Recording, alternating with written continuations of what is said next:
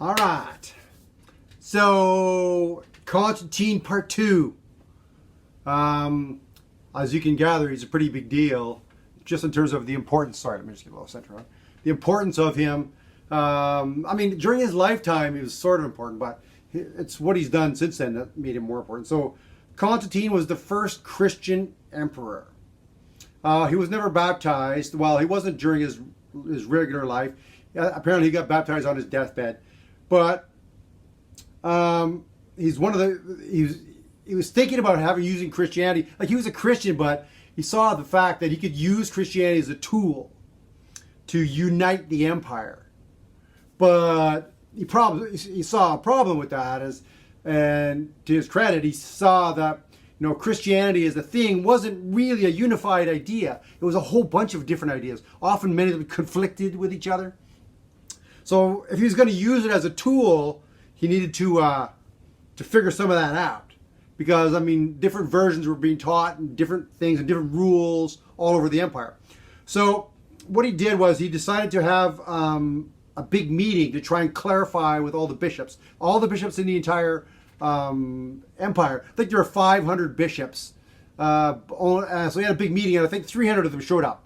It was a long way to go, right? So it was he had a meeting in Nicaea, which again is pretty close to the capital city, the Constantinople. So 300 people show up, and he has a big meeting, and in that meeting they decide to try and come up with one set of beliefs that would be universal for the entire empire.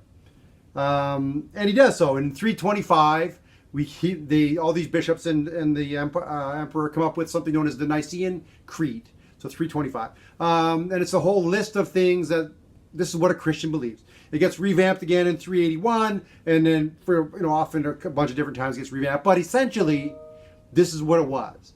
So essentially, the beliefs are very simple. The stuff that you might even already know. But this is where it all started. So he believes the idea that there is one God. That he has a son, Jesus, but it's not like he's the Father and then there's the Son. It's really believed. It's called, I think it's called consubstantiation. It's this idea that they're both God and Jesus are different, but they're also the same thing, right? So there's not like this, right? So this is the idea about God and Jesus. Jesus is born in a virgin birth, the Virgin Mary, all that stuff. Jesus ultimately, lives and then dies. He's crucified. That's all that story. That's all part of Nicene Creed. He suffers. Then after the third day, he comes back. Right? He's sort of reborn, and then he ascends to heaven. The idea of baptism for sins, the idea of the judgment day for souls, and going to heaven, etc., etc. So that's all the Nicene Creed. So what this does is it makes this Christianity a really powerful tool for the empire. Right? It's one unified thing. So the idea then of the Roman gods, this polytheistic world, is really going by the wayside, and we're left with just this one notion, this monotheistic view of the story of Jesus. And in 337, Constantine dies. 337 CE, Constantine dies. And then shortly after this, we see big invasions throughout the empire of these different groups from the north, the Germanic tribes. There's all kinds of different tribes, and they start to invade more and more and more into the empire.